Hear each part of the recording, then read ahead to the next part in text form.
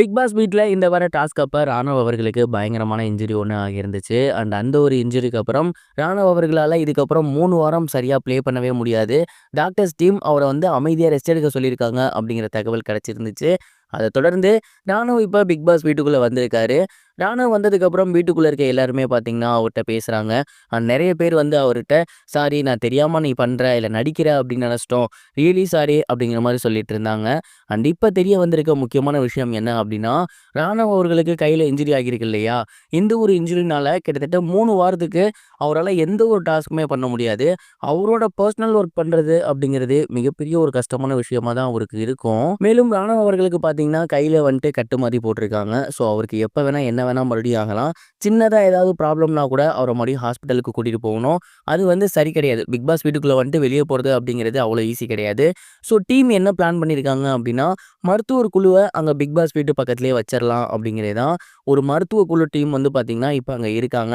அந்த ஒரு டீம்ல எல்லா விதமான எக்யூப்மெண்ட்ஸுமே இருக்கு.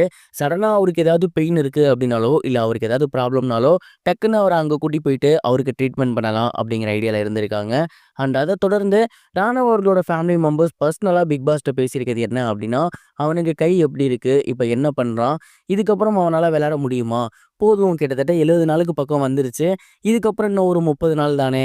அவன் வெளிய வரதே பெட்டர். நாங்க ஏன் சொல்றோம் அப்படின்னா, பிக் பாஸ் வீட்டுக்குள்ள டாஸ்க் அப்படிங்கிறது செகண்டரி. அவனோட பெர்சனல் நீட்ஸ்ன்னு ஒரு சில விஷயங்கள் இருக்கு இல்லையா? அவன் ரெஸ்ட் ரூம் போணும், சாப்பிடணும், அவனுக்கு ட்ரெஸ் மாத்திக்கணும் அப்படின்னு ஏகப்பட்ட விஷயங்கள் இருக்கு. இது எல்லாத்துக்குமே அவன் இன்னொருத்தர எதிர்பார்த்துக்கிட்டு இருக்க மாரி இருக்கும். எங்க வீட்டுக்கு நாங்க கூட்டி வந்துட்டோம் அப்படின்னா, நாங்களே அவன நல்லபடியா பார்த்துப்போம். ஸோ இந்த ஒரு விஷயத்த கன்சிடர் பண்ணுங்க அப்படிங்கிற மாரி கேட்டிருக்காங்க. ராணுவ அவர்களோட ஃபேமிலி மெம்பர்ஸ் சொல்றதுலயும் முக்கியமான பாயிண்ட்ஸ் இருக்கு. ஏன்னா, அவருக்கு அவர் பண்ணிக்க வேண்டிய விஷயங்கள் நெறைய இருக்கு. அது எல்லாத்துக்குமே இன்னொருத்தர எதிர்பார்த்துட்டு இருக்குது அப்படிங்கிறது சரியா இருக்காது. அது சரியா இருக்காது அப்படிங்கிறதுனால தான் அவங்க கேட்டிருக்காங்க. பிக் பாஸ் டீம் என்ன முடிவு பண்ணியிருக்காங்க அப்படிங்கிறத பார்க்கணும். இதுக்கப்புறம் வரக்கூடிய டாஸ்க் எல்லாமே பார்த்தீங்கன்னா, கண்டிப்பா பிசிக்கலி கொஞ்சம் டஃப்பான டாஸ்க் தான் இருக்கும். அந்த ஒரு டைம்ல அவரு பிக் பாஸ் வீட்ல எந்த வேலையுமே பண்ணாம இருந்தாலோ, அப்படி இல்லன்னா பிக் பாஸ் வீட்டுக்குள்ள டாஸ்க் பண்ணாம இருந்தாலோ, அதுவும் ரொம்ப நல்லா இருக்காது இல்லையா?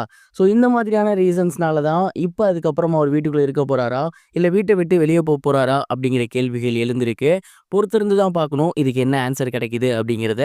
தொடர்ந்து பிக் பாஸ் வீட்டுக்குள்ள எல்லாருமே சாரி கேட்கிறப்ப, சௌந்தர்யா அவர்கள் அவங்க கிட்ட நல்லபடியா சாரி கேட்கல. மறுபடியும் ஒரு ஆர்கியூமென்ட் மாரி தான் போறாங்க. இதுல கண்டிப்பா ராணா அவர்கள் கடுப்பாகி அவங்கள்ட்ட கத்திட்டு இருந்தாரு.